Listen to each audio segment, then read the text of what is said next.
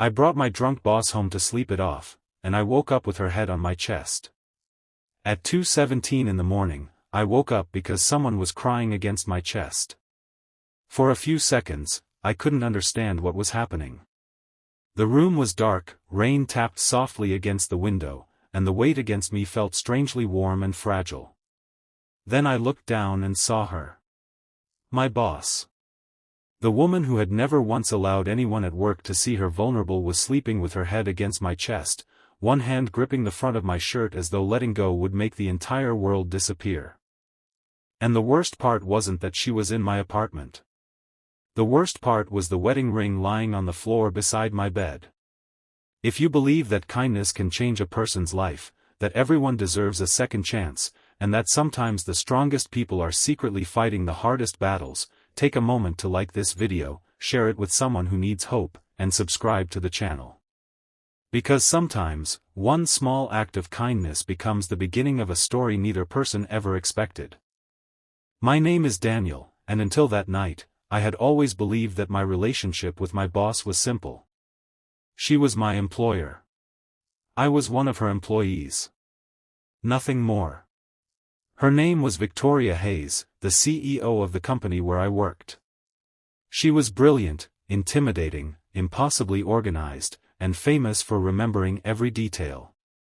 She could walk into a meeting where everyone else had spent 3 hours preparing and find the one number that didn't make sense within 30 seconds. People respected her. Some feared her. I was one of the few people who had learned to notice the person underneath all that confidence. I had seen her sitting alone in her office long after everyone had gone home. I had noticed how she sometimes stared at her phone without answering it. I had seen her rub her temples after difficult meetings, then straighten her shoulders and walk back into the world as if nothing had happened. But I never asked questions. People like Victoria didn't want questions. And people like me couldn't afford to ask them. I was a 32-year-old single father raising my 8-year-old daughter, Lily. Every paycheck had a purpose before it even reached my bank account. Rent. Groceries.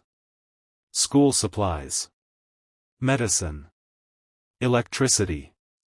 There was no room in my life for complications, especially complications involving the woman who signed my paychecks. Then came the night everything changed. The company had hosted a major celebration after securing a contract that could completely transform our future. Everyone was drinking, laughing, taking pictures, and pretending tomorrow didn't exist.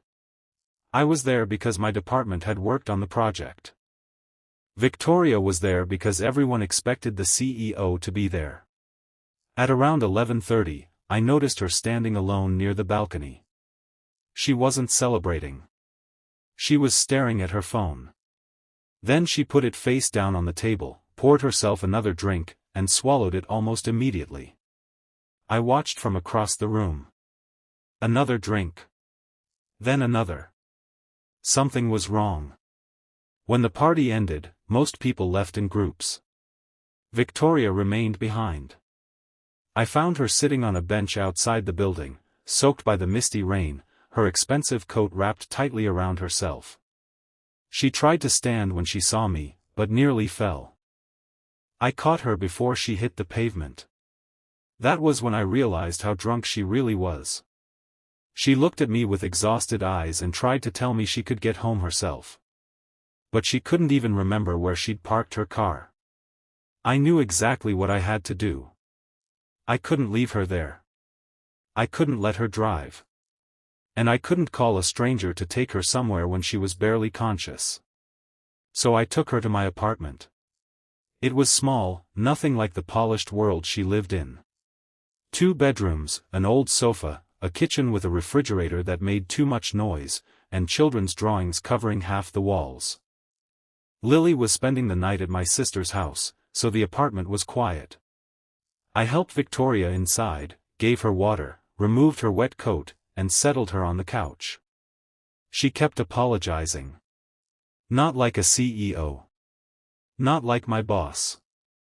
Like a tired woman who had finally run out of strength.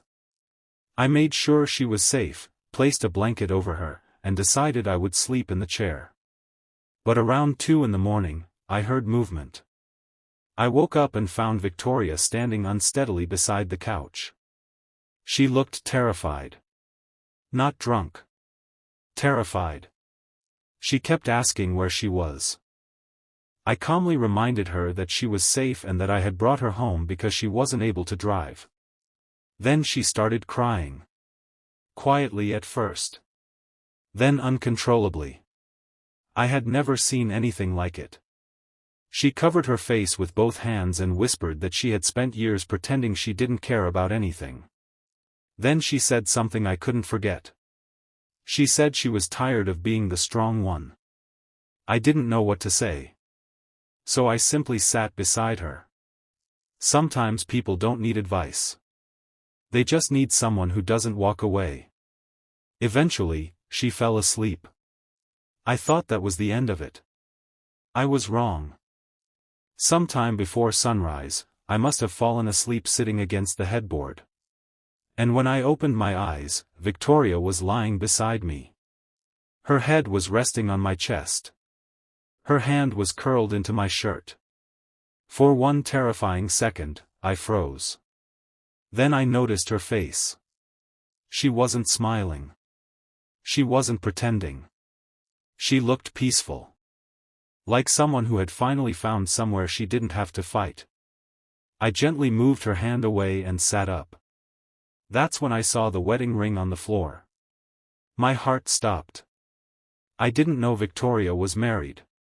At least, I thought she was. I stared at the ring, then at her sleeping face. Suddenly, everything I thought I knew about her seemed uncertain. A few minutes later, she woke up. The moment she realized where she was, embarrassment flooded her face. She immediately sat up and apologized. I told her nothing had happened and that she had simply fallen asleep. She looked relieved. Then her eyes moved toward the ring. She picked it up. For a long moment, she said nothing. Finally, she admitted the truth. She wasn't married anymore. Her divorce had been finalized 3 months earlier. The ring wasn't a symbol of marriage. It was the last thing her mother had given her. Her mother had died the previous year. Victoria had kept wearing the ring because taking it off felt like admitting that another person she loved was gone. That night had been the anniversary of her mother's death. The company celebration had simply given her an excuse to pretend she was okay. I suddenly understood why she had been drinking. Why she had been staring at her phone. Why she had looked so broken. And why, for the first time in years, she had allowed herself to collapse. But the story didn't end there. Monday morning, I walked into the office expecting everything to be awkward. Instead, Victoria called me into her office. She looked completely different. Professional. Cold. Controlled.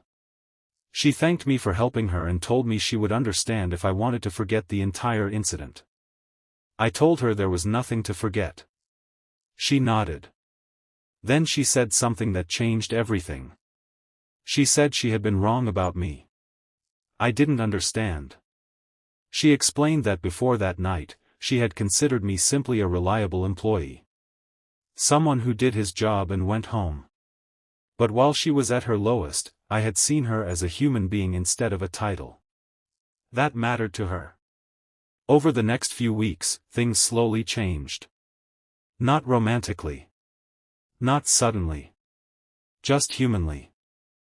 Victoria began staying at work less. She started taking lunch breaks. She stopped treating every mistake like a catastrophe. And once in a while, she asked about Lily. Then one afternoon, disaster struck. Our company lost a major investor. The board blamed Victoria. They wanted her removed. Rumors spread through the office. Employees started looking for other jobs. Victoria became the target of everyone who had once praised her. I watched her return to the same place I had seen her in, that apartment. Alone. Exhausted. Trying to carry everything herself. Then I discovered something. The investor hadn't left because of Victoria's leadership. Someone inside the company had deliberately manipulated financial reports. Someone had been stealing money. And the evidence pointed toward a senior executive. I could have stayed quiet. After all, I had a daughter to protect. I needed my job. But I remembered Victoria sitting in my apartment that night, whispering that she was tired of being the strong one. So I started investigating. Quietly. I found inconsistencies in reports. Emails that didn't match. Transactions routed through shell companies. And eventually, I found the missing piece. The person responsible was the same executive who had been publicly accusing Victoria of incompetence. I gave the evidence to Victoria. She didn't celebrate. She didn't smile. She simply looked at me and asked why I had risked my job for her. I told her the truth. Because someone had once helped me when I was struggling. Because kindness shouldn't depend on someone's position. Because when you see another human being drowning, you don't ask whether they're important enough to save. The investigation cleared Victoria. The executive was removed. The company survived. But something inside Victoria had changed permanently. A few months later, she invited Lily and me to dinner. It was the first time I saw Victoria laugh without forcing it. Lily showed her a drawing she had made at school. It was a picture of 3 people standing beneath a giant yellow sun. Victoria looked at it for a long time. Then she asked Lily who the third person was. Lily smiled and said it was someone who looked lonely. Victoria's eyes filled with tears. That night, after Lily went to bed, Victoria and I sat quietly on the balcony. She told me she had spent most of her life believing that needing someone was weakness. But that night in my apartment had taught her something different. Sometimes letting someone help you is an act of courage. She reached into her purse and took out the ring. For the first time, she wasn't wearing it. She placed it carefully inside her hand and said she was finally ready to let go of the grief without letting go of the love. I didn't try to tell her everything would be perfect. I simply told her she didn't have to face the future alone. She looked at me. And for the first time, neither of us was pretending. A year passed. We never rushed anything. There were no dramatic promises. No sudden declarations. Just ordinary mornings, school runs, grocery shopping, late-night conversations, and moments when Victoria slowly became part of our little world. One evening, Lily fell asleep on the couch between us while watching a movie. Victoria looked at her, then looked at me. She smiled. She said that sometimes the most important moments in life don't look important when they're happening. A drunk woman sitting alone in the rain. A tired man offering her a safe place to sleep. A head resting against someone's chest before sunrise. A stranger deciding not to walk away. None of those moments looked like the beginning of a new life. But they were. Because kindness doesn't always arrive with applause. Sometimes it arrives quietly. Sometimes it looks like staying when leaving would be easier. Sometimes it means protecting someone who can't protect themselves. And sometimes, the person you help discover their strength ends up helping you discover yours. That night, I had thought I was simply bringing my boss home to sleep it off. I didn't know I was bringing home a broken woman who desperately needed to believe that she wasn't alone.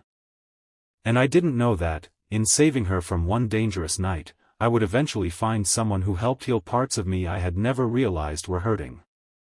If this story touched your heart, please like the video, share it with someone who believes in second chances, and subscribe to the channel. Your support helps us continue telling stories about kindness, courage, forgiveness, and the unexpected moments that change people's lives. And before we end, I want you to leave one special comment below. Kindness is never wasted. Because you never know what someone is carrying behind their smile. You never know how close they are to giving up. And you never know how much one small act of kindness might mean to them. Sometimes, all a broken person needs is one person willing to stay. And sometimes, that person can change everything.